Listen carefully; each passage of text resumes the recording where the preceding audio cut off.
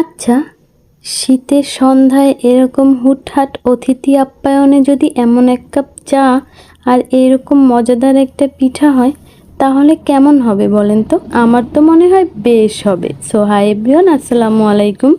সবাই কেমন আছেন? আমি আলহামদুলিল্লাহ ভালো আছি। আশা করি যে যেখান থেকে আমার ভিডিওটা দেখছেন সবাই ভালো আছেন। সব সময় তো আমি আপনাদের সাথে রান্নাবান্নার ভিডিওই শেয়ার করি। তো ভাবলাম আজকে একটা পিঠার রেসিপি আপনাদেরকে দেই।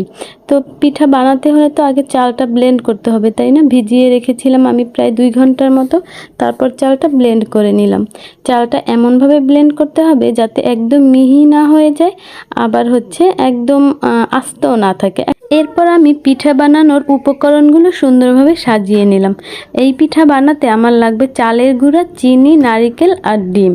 চালের গুঁড়াটা আপনি সিদ্ধ চাল দিয়েও করতে পারেন, আবার আমার বাসায় আতপ চাল ছিল না আর সিদ্ধ চাল ভিজতে